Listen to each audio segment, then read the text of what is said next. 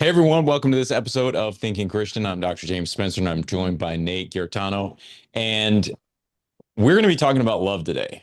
And with Valentine's Day coming up and, the romance is in the air, it Yeah. seems like a good time to talk a little bit about love. And so, Nate, welcome to the program. It's good to have you back. Yeah. Good to have you Good to on be always here. as co-host. And so I appreciate you being on and addressing this topic. Love has Yeah. been sort of in the media lately, which is Yeah. interesting. I think one of the things that I find interesting about the topic of love is how people actually think about it. So when we think about Valentine's Day, we're thinking more about romantic love, right? Hmm. I mean, that's sort of where our minds go, Cupid and arrows and Sure. finding your soulmate and all those kind of things.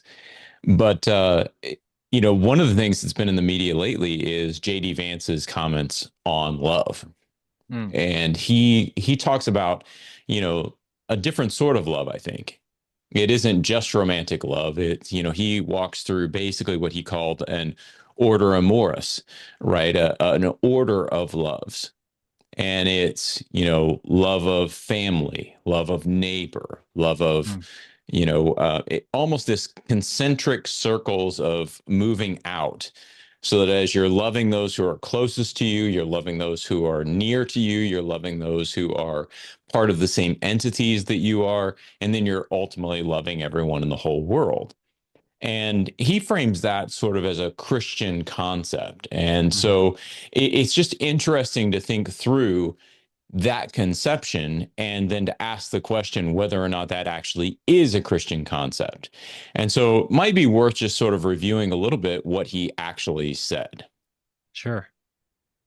As an American leader, but also just as an American citizen, your compassion belongs first to your fellow citizens. It doesn't mean you hate people from outside of your own borders, but there's this old school, and I think it's a very Christian concept, by the way, that Yeah. you love your family, and then you love your neighbor, and then you love your community, and then you love your fellow citizens in your own country.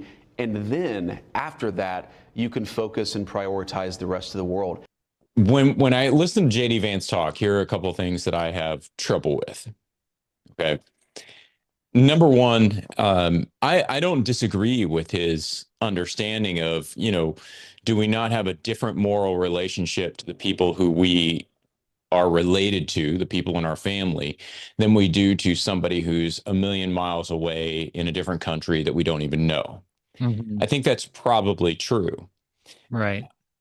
At the same time, I would kind of go back to Augustine. And Augustine talks about this in a slightly different way. And I think it adds an interesting wrinkle to what Vance is saying. So Augustine would say that all people are deserving of our love.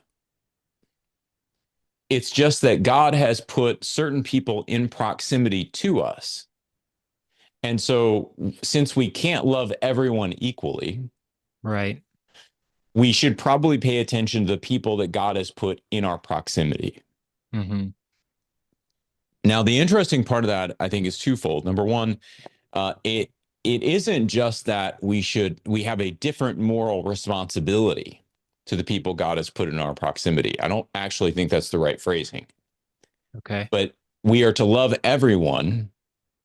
And because these people, God has put them in our, in our space, these are the people that we can love, right? Hmm. These are the people we know. These are the people we can care for. These are the people we can materially support. Right. Then I think that that is, sort of a theological statement from Augustine that these are the people that we should love. But it doesn't speak to moral responsibility because Augustine also talks about loving everyone. Everyone is deserving of our love. Hmm. It's our capacity that limits who we can love. Yeah, because we're supposed to be like Christ, and He certainly loves everyone within proximity Right. and elsewhere. But we don't have that capability. I mean, I Right. certainly know I don't. Sometimes I struggle just with loving the people closest to That's me right. well. That's right. So And I think so. So I think that's one sort of minor distinction, right? There is a Christian concept of charity, And as awareness of other people who need love, need support come to us, then our responsibility is to love our neighbor, right? It's to love the people around us. I think the second thing that bothers me a little bit about what Vance said is that this is a Christian idea. Now, you and I have had numerous conversations about this, Nate, so you probably know exactly where I'm going. Yeah. It drives me a little crazy when people apply the term Christian to these kind of ideas. Right. Because nowhere in what Vance is saying does the triune God factor in. Nowhere does Christ factor in. And so the way I would conceptualize this is what we're really dealing with is the difference between the true, the good, and the beautiful that people can recognize, that humans can recognize apart from divine revelation. And that happens. I think people can recognize the true, the good, and the beautiful. People can love apart from divine revelation. But that recognition, that love is going to be severely limited. It's going to have massive handicaps, right? Because humans can only observe so much, and we don't fully understand or fully see what's going on in creation, what's going on in the world, how it is that we are supposed to love, what love really actually is, apart from actually recognizing that Christ loved us. In the way Christ loved us is that sort of definition of love.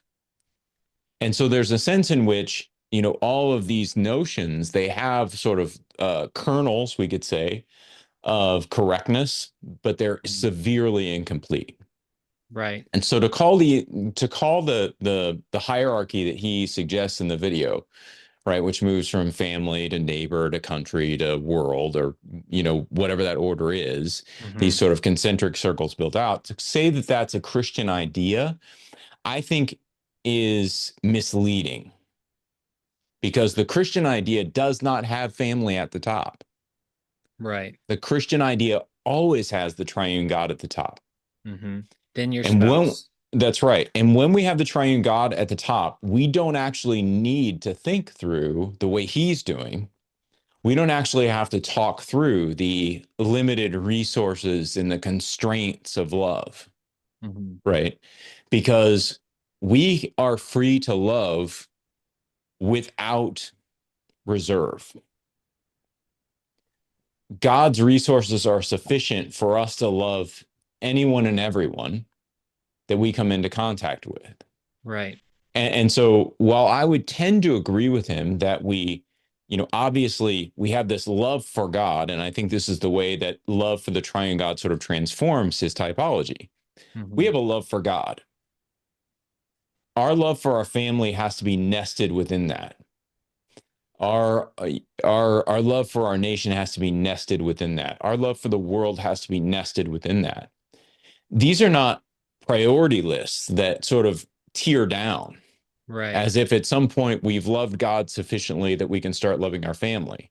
That's not what it is. Right. To give you another example from Augustine, Augustine describes God's love as sort of a stream or a river.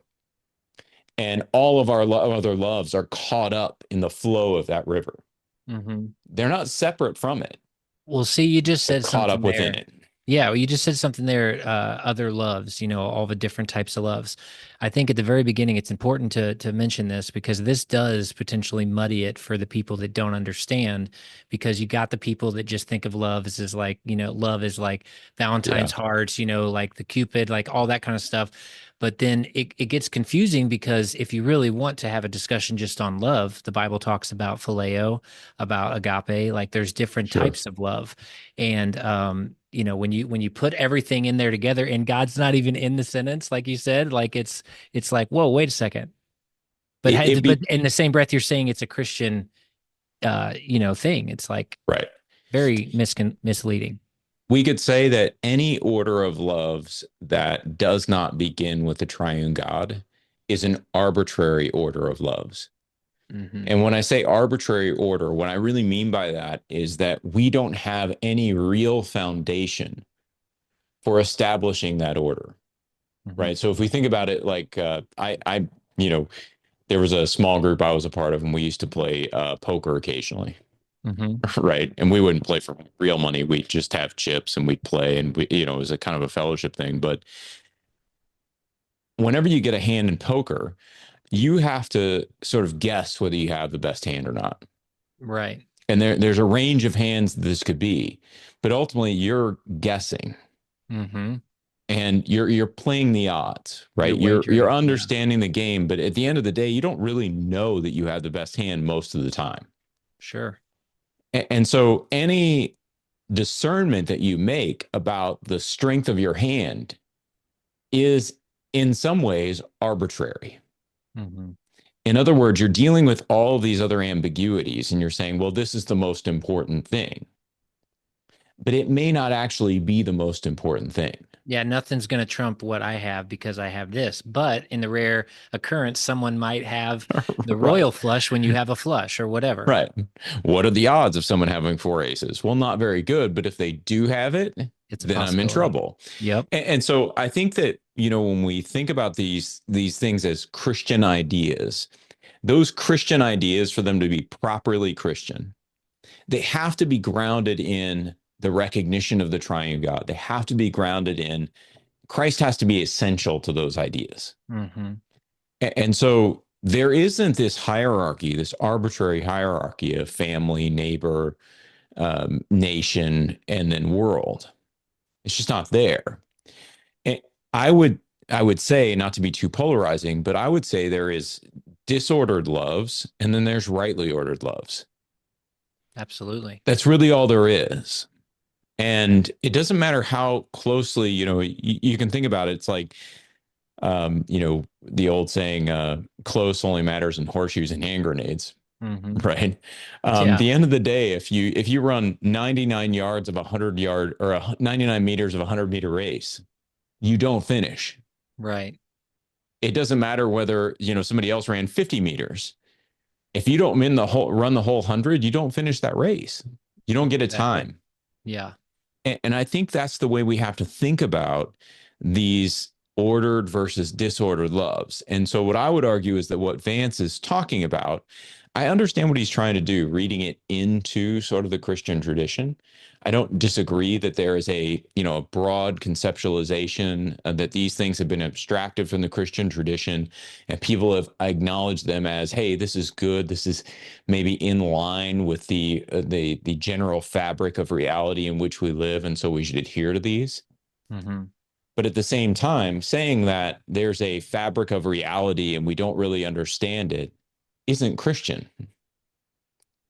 It's so it's an abstraction. And so I think in my mind, the real problem with what Vance presents in this video, in his interview, is that he equates what he says with a Christian idea. And I would just argue that no, it's not a Christian idea. It's an affirmation of human perception of the good, the true, and the beautiful. Yep. I think politicians tend to do that. And I think in this case, it just bled over. They kind of just jumble things together where they can and whenever they want, really, because they're used to doing that, like whatever lends to what argument or point they're trying to make or whatever. And it's frustrating because unless someone's really experienced like yourself and knowledgeable of what the scripture says, but at the very least, like, you can't even have the conversation without it should have been in there. He's at the top. Like, human capacity, we cannot love like we're supposed to unless, it starts with him. It has to be at the top there. Yeah. And I think there is a slight difference. And I think the church needs to sort of as Christians, we need to get our head around this. Absolutely. What I would say is our job is to affirm when people who are not part of the church or even Christians recognize the true, the good, and the beautiful without acknowledging God. There's something we need to affirm there because they're recognizing something, they're seeing something in creation that is gesturing toward God. And so we don't want to, beat them about the head and shoulders, right, for not acknowledging the triune God. We want to affirm that, yes, this is good, this is true, this is beautiful, while at the same time not allowing them to close this off, not allowing that incomplete understanding of the true, the good, and the beautiful that is set apart from divine revelation to be their ending point. We want that to be a starting point. Right. And so we have to leave this tension of, yes, that is true, that is good, that is beautiful. And at the same time say, but that's not all there is to the true, the good, and the beautiful. We want to look beyond human conceptions of that. And I think part of what Vance does is he closes that off in suggesting that this is a Christian idea. There's a closure that can happen that it's like, oh, if I just love my family, love my neighbor, love my country, love the world in that order, I'm doing something Christian. Right. But there's more to doing something Christian than that. Absolutely. Christian requires us to be faithful to Jesus Christ, to imitate him. We can't just sort of ape the motions and assume that this is going to be okay. Right. So there's part of me that I don't disagree with Vance. I understand what he's saying. I get the spirit of what he's saying. I would not equate that with Christian. And that's where I would tend to disagree with him. Gotcha. No, that's a great point. As we roll into Valentine's Day, we talked a little bit about the romantic nature of love and how love functions. But I would just say, biblically, love is about allegiance. Love is about loyalty. It's about faithfulness too. Right. And I think that sometimes in our romantic notions, we get sort of caught up in, I don't even know how to describe how I would say romantic love. What is romantic love, right? But it sort of leans back into a feeling as opposed to a commitment. Now, those two don't have to be mutually exclusive. But what I would tend to argue is that we put a lot more emphasis on how I'm feeling about something, a relationship or whatever, The butterfly and call side that, of it, we call that love, as opposed to, no, I'm committed to this. I don't feel great about it, but I'm committed to it. Yep. Even to the point where sometimes you have to put the other person above yourself. That's, you talk about allegiance, you talk about commitment. Like that's kind of tough right there, especially with guys sometimes, because we don't realize our capability of selfishness. I know there's been seasons of my life that I've been like, whoa, I didn't think I was being selfish, but I am. And like we talked recently about Ephesians 5. Everyone wants to talk about, wife submit to your husbands, but I love the bottom part of that passage. Like you love your own body. You're obviously going to feed yourself if you're malnourished. You're going to give yourself water if you are thirsty. We should be looking at our spouse or loving, our partner like more than we love ourselves, and that is hard to do sometimes. Yeah, that passage, and I've written a little bit about this. I'll put the link in the show description if anybody wants to read this piece that I did on it. But basically, what I would argue is that passage is talking about men fundamentally changing the way they think about their headship within a marriage. And so in my view, Paul is not abolishing a hierarchy. And I know there are people who disagree with me on that. Right. What he's doing is he's transforming the hierarchy. He's saying it's not what you thought it was. So he uses the term head, kephale in the Greek. And when we talk about kephale, there's a number of different ways you can understand it. You can understand it as head, like the authority over. It's actually applied to Christ. Christ is the head or kephale of the church. And so, there's a way of understanding kephale there in that passage as husbands being the head of their wives.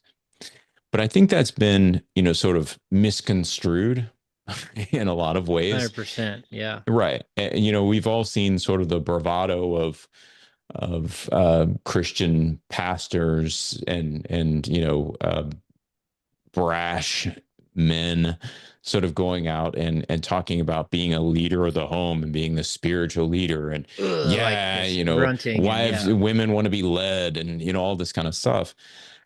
But I think as I've experienced this in my own life, Yeah, there are times when I need to step up and take the hits for my home from a perspective of I'm going to make a decision and we're all going to move in that direction.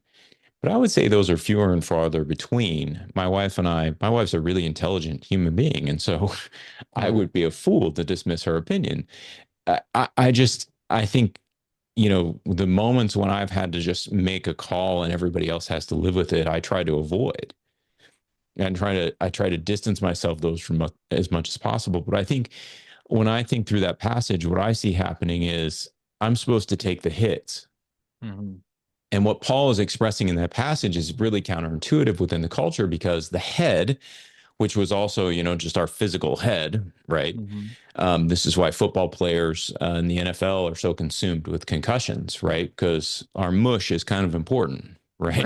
Right. And so Yeah. you want to protect the head, and so a lot of times when they were using that phrase kephale, they're also talking about making sure that the head is protected, like it would be in the body.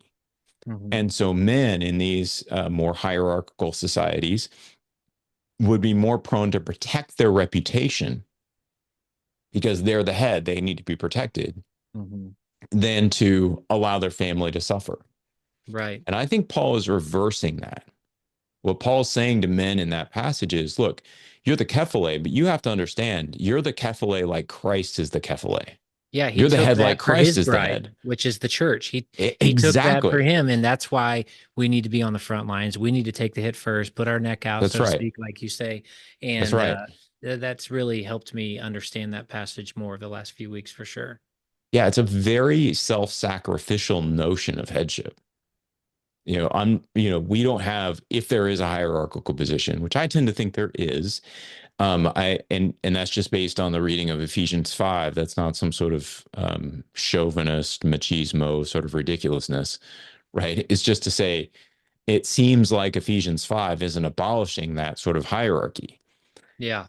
But at the same time, it's also not giving me license or you license or any man in a marriage license to be the sort of brash jerk that oftentimes gets construed as like what we might call toxic masculinity. Absolutely. And I think there's Right. a reason that's there because growing up in the Midwest, Bible Belt, whatever you want to call it, growing up in a Christian home as a pastor's kid, uh, I certainly my whole life knew the first part of that passage more than I did the second. Because you all, and even if you look at like a Mark Driscoll or anyone that's out there that, some of these examples we're giving, if you're just getting a clip of the whole sermon, I'm sure it's all in there, but that's the part you always see. Wives submit Yeah. to your husband. But Yeah. like, I think to really understand what he's saying there, you have to get the whole part of it because the reason for that is, uh, like you said, Jesus, just like his bride, the church, what we're supposed to do for our family. It's not that we're just supposed to be like, hey, listen to me. I know more. I'm the leader. Submit to my authority. It's nothing like that. We're truly supposed to love our spouse or love our wife like he loved the church. Well, and And I think yeah. that's a really good point, Nate, because what I would say is what Paul is doing is he's trying to keep the Christian community and these various entities within it, Mhm. wife, husband. And then he goes on actually in that passage to deal with parents, children, and ultimately master slave. Mhm. He's not abolishing any of those categories. There are No. still wives, there are still husbands, there are still parents, and there are still children, there are still masters, and there are still slaves. But what he's trying to do is say, you all have to do this differently. Mhm. But what I want is for you to do it differently in a way that will not make the community of faith so odd that people in the surrounding culture look at it and can't understand it at all. Right. And so he's trying to protect the reputation of the faith as he's giving these instructions, is sort of my read on it. Mhm. And so when we see the call for wives to submit to their husbands, well, why do you need that? In part, you're switching from a culture where, let's imagine that the husband is the domineering force within the family. And that if you're not obeying the husband, there are going to be really heavily negative consequences that you don't want to deal with. It's very difficult for you not to obey the husband in a Greco-Roman culture. Mhm. Well, now what Paul's going to counsel is he's going to say, listen, men, you don't need to be domineering in the way that the Greco-Roman culture is. What you need to do is love like Christ. Well, what's the corollary of that? If the men are going to exercise this love like Christ and sacrifice themselves within their marriage for their wives, for their families, they're going to love like that. What's required for there not just to be total anarchy? Right. The wives have to then sort of submit underneath that. So they're not taking advantage of this new way that their husbands are called to love them. Right. They're not domineering the husband. They're not flipping those power relationships on their head and saying, well, I know my husband has to take the hits, so let me beat him around. Right. They're saying, no, It's just the I'm going to roles. submit to this. This is how we're going to interact together. And so Yeah. I don't even think it speaks to, this often gets into complementarian and egalitarian sort of conceptions of marriage, but I don't see Paul really speaking to that specifically. Those are sort of down the road sort of ideas. But what I see him saying is, look, you two are joined together, you're one flesh. The wife is to be the husband's co-laborer in the witness to the gospel. And we're each designed for those roles. Right. So how do we fit together? Mm-hmm. Well, we fit together like this. Yep. And then I so would couple the scripture where it says, though one can be overpowered, two can stand to defend themselves. A cord of three strands is not easily broken. But, sure. there's going to be phrase in that strand if you're constantly at each other about each other's roles. Think about it. Right. When you were a kid, I'm sure you're the same way as me. But when I really messed up and I knew I was in big trouble, I wanted to go to my mom. I didn't want to go to my dad. But if I was like scared and I needed someone to protect me, I wanted my dad there, then I felt like safe. It's just, without even, that's human nature. But when you start to fight against that, and more importantly, when both are not mimicking Christ's love towards the church for each other, I think that's where you start to, it can start to unravel, and that cord of three strands has got to be tight. But it's not possible without Jesus at the center. Agreed. It has to be aimed at something. And I think that's what's so interesting about, we often talk about these passages in terms of just the husband and the wife sections. I mean, that sort of submission of the wife has become a bit of a hot button issue, we might say, within Christian circles. But the reality is that it's describing a similar sort of relationship between, that Paul goes on to talk about, between children and parents. Right. Fathers are not supposed to agitate their children. Right. They're not supposed to make their kids sort of be so domineering with their children that their children begin to rebel and push back and become frustrated and exasperated about all that's going on. Right. They have to give their kids room to be kids and to learn this for themselves. And that's the instruction that's given. At the same time, children are to honor their father and mother.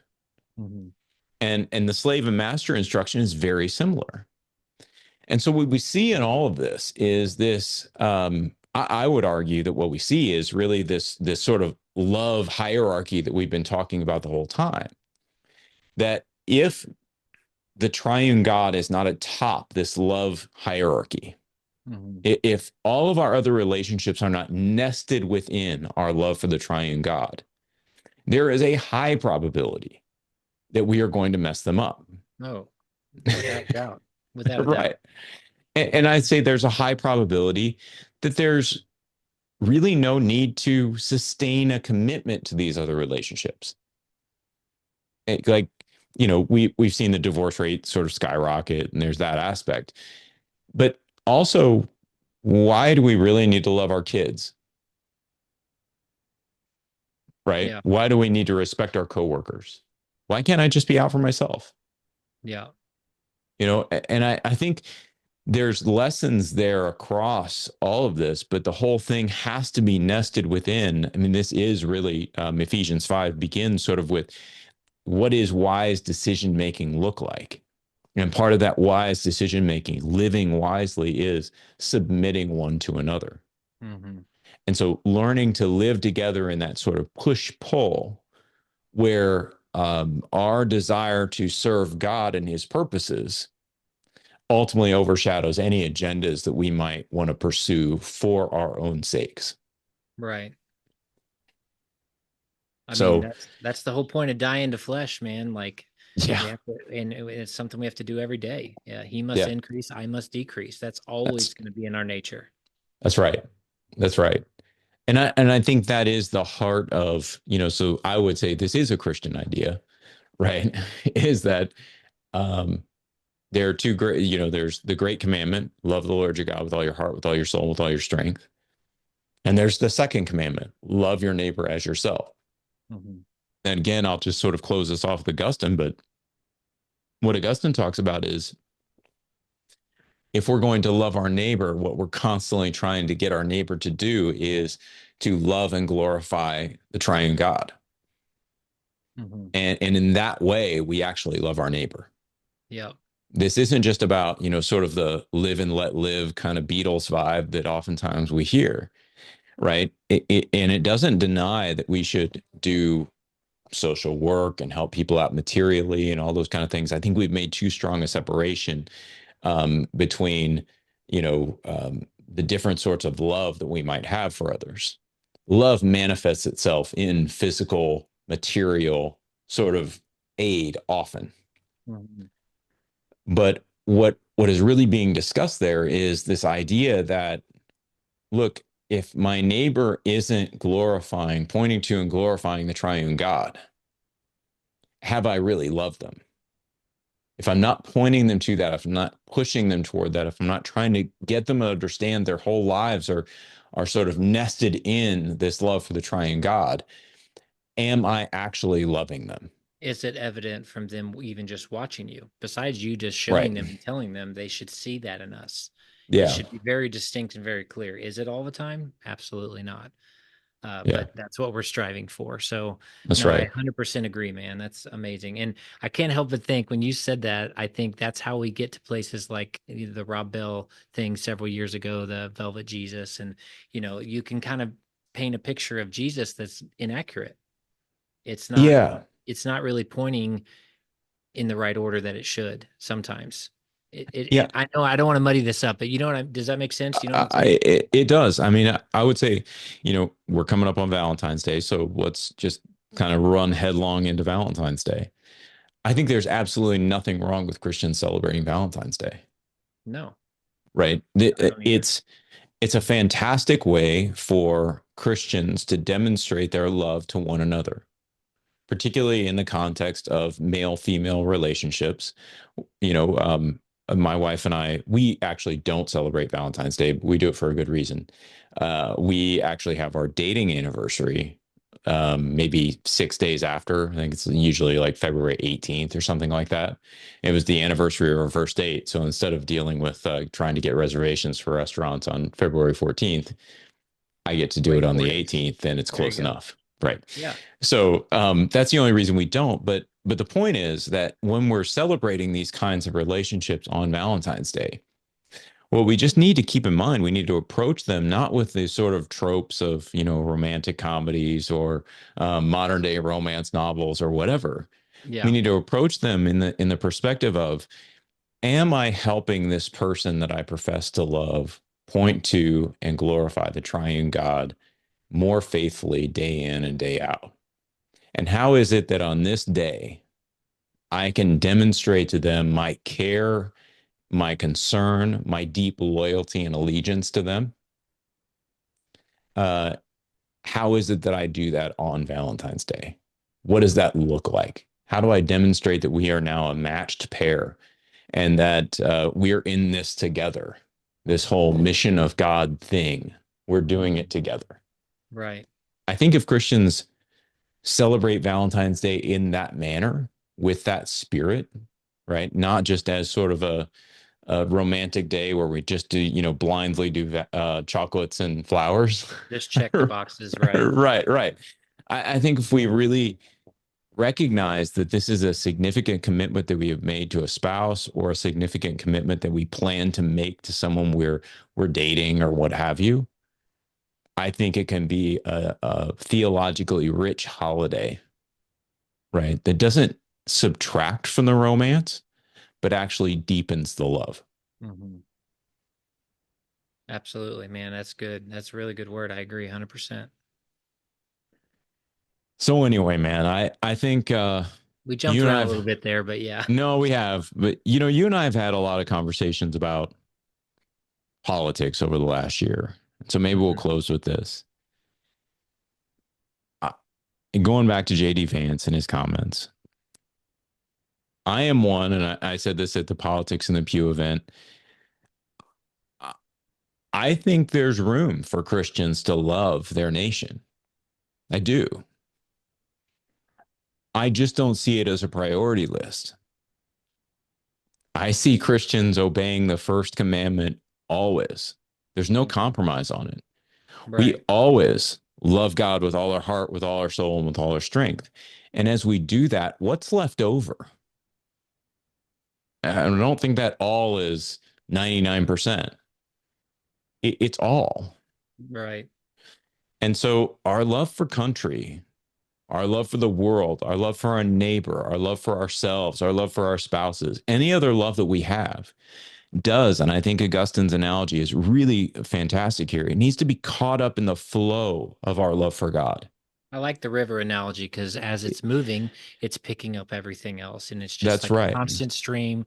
It's flowing into a larger body, into a larger mass of water. And that's a beautiful way to put it and to think of it. It helps me frame it a lot easier. I That's think so great. too.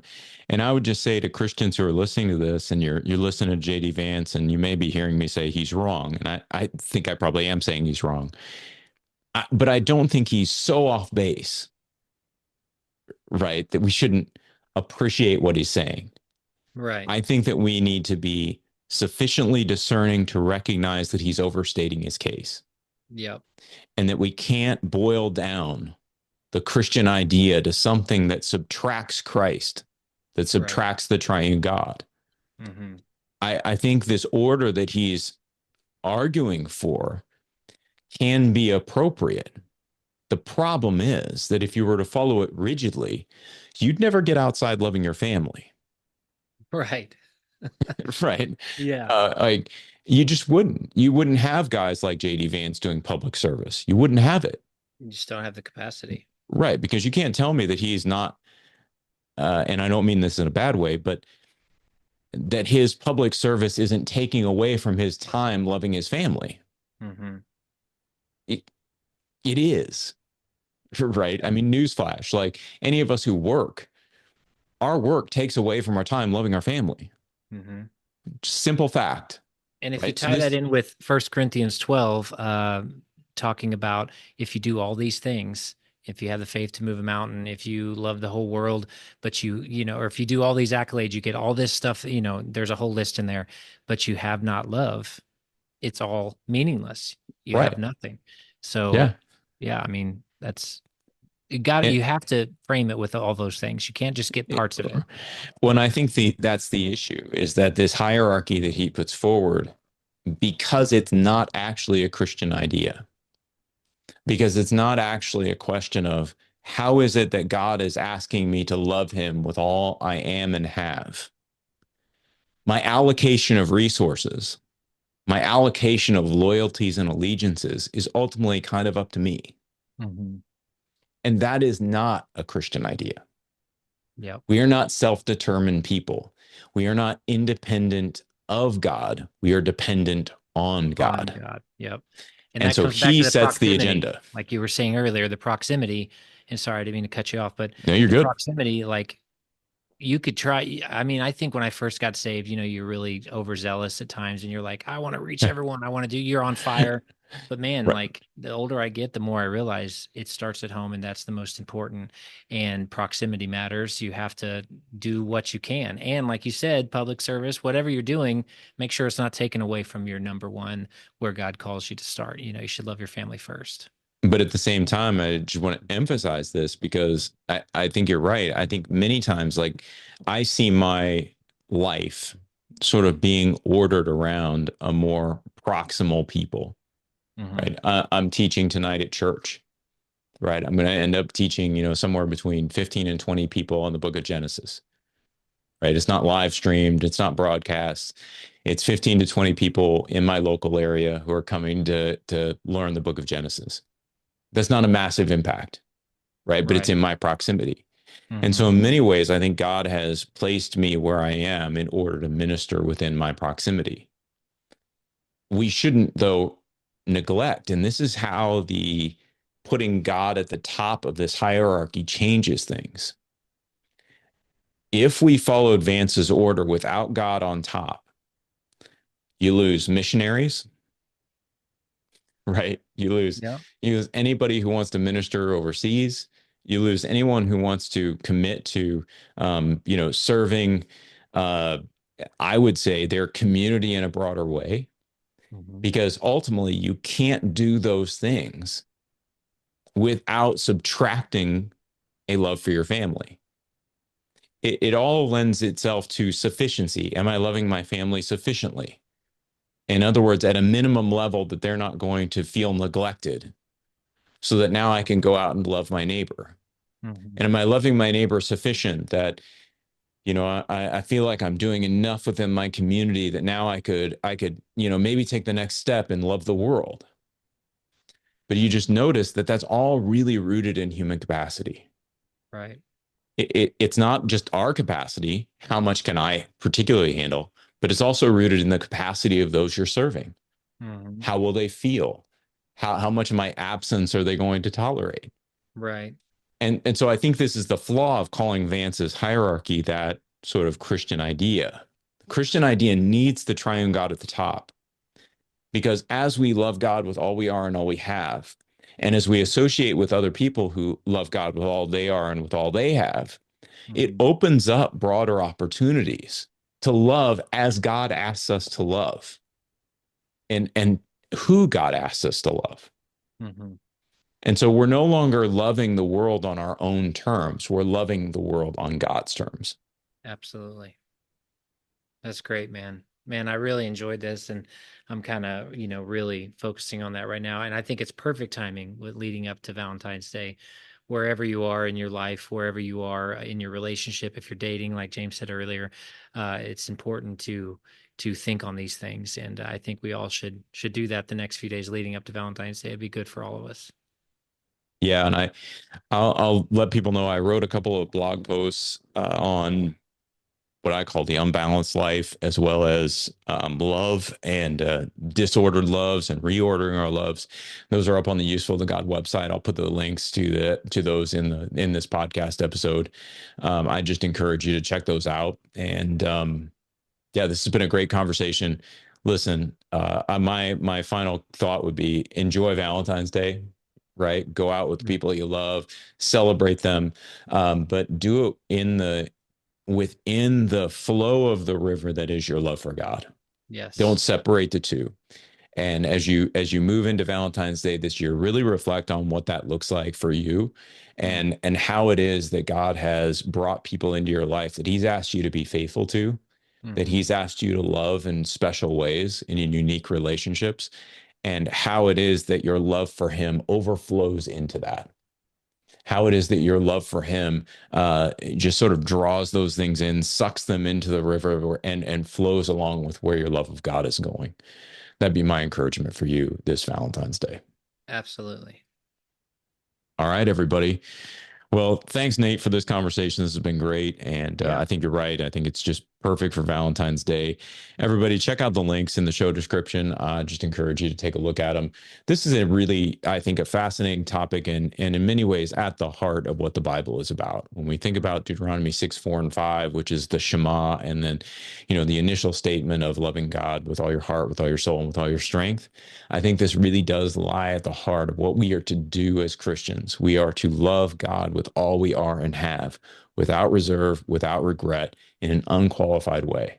Hmm. And so my encouragement would be just to reflect on these things, and to recognize that often when folks speak about love, they're speaking about love without Christ in the picture. And for Christians to accept that without at least some level of critique, without some level of expansion, is problematic. Hmm. So I'll leave you with that. And again, thanks, Nate, for being here, man. Yeah, no, it's been great. I really enjoyed this. I'm excited to hear it back. All right, everybody. Well, we will catch you on the next episode of Thinking Christian, and have a great Valentine's Day. Take care, everybody.